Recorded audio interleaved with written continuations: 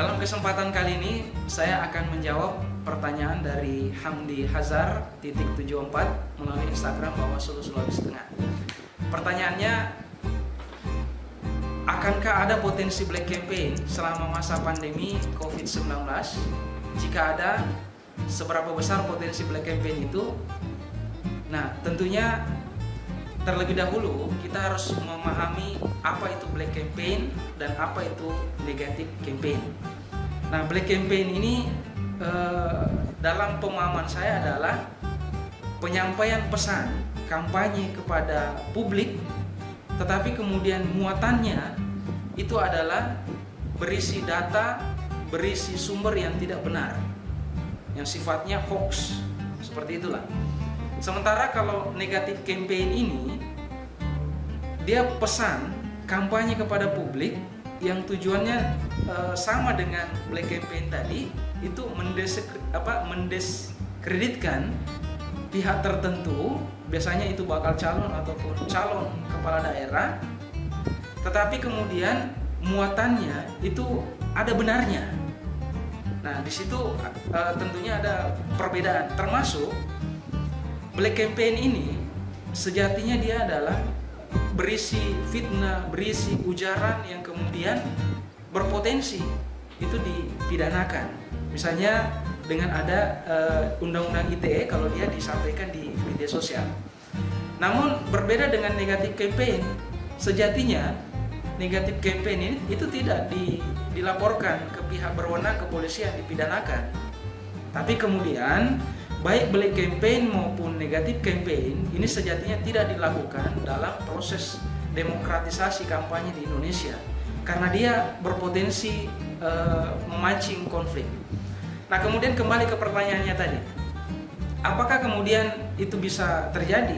Bisa saja hal itu terjadi karena kultur, mohon maaf, kebiasaan berdemokrasi kita masih ada kecenderungan transaksional, menghalalkan segala cara yang kadang itu kemudian berpotensi konflik. Jadi dari sisi potensi menurut saya tetap ada, hanya kemudian bagaimana ini bisa diminimalisir bahkan kemudian tidak dilakukan oleh para pihak, terutama yang berkontestasi, karena ada dimensi potensi konflik yang bisa pecah dan dapat menggerus kualitas demokrasi yang senantiasa dibangun di negara ini. Pertanyaan kedua dari Hamdi Hazar _74 tadi, di tengah pandemi seperti ini, optimalkah Bawaslu bekerja jika mendapat laporan adanya dugaan pelanggaran? Nah, tentunya terkait dengan proses penindakan pelanggaran, bahwa sebagaimana kita ketahui KPU menunda 4 tahapan pilkada saat ini.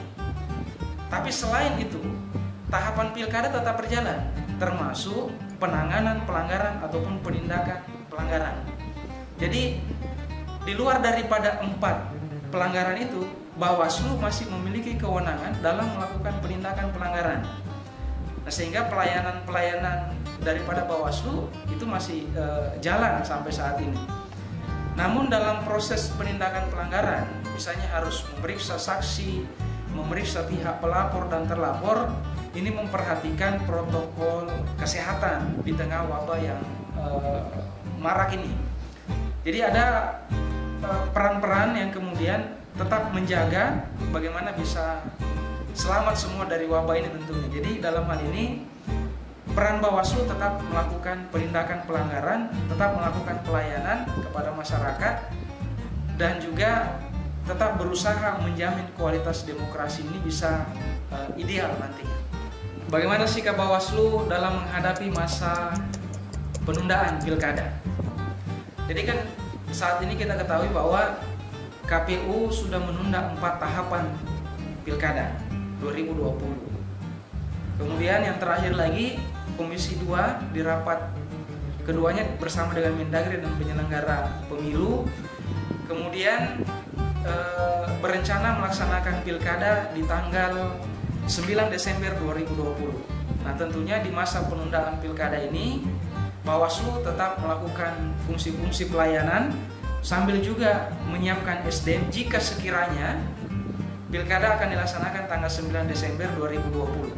Namun perlu diketahui, jauh sebelum ini, Bawaslu Republik Indonesia sudah mengusulkan dari 3 opsi yang ditawarkan KPU, sejatinya yang dipilih adalah opsi yang ketiga, yang paling aman, itu di September 2021. Karena saat ini tidak ada jaminan wabah ini akan berakhir, dan kalau kemudian dilaksanakan di 9 Desember 2020, maka harus dipastikan bahwa di bulan Juni 2020 wabah ini sudah harus berakhir. Karena SDM penyelenggara pemilu harus aktif lagi di paling lambat di Mei tahun ini.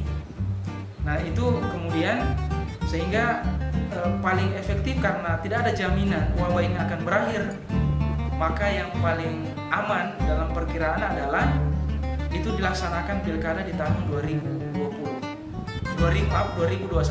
Namun dalam hal ini Bawaslu setempat tentunya tetap berkewajiban apa kebijakan dari pemerintah maupun dari DPR. Kami siap melaksanakan apa yang sudah diputuskan.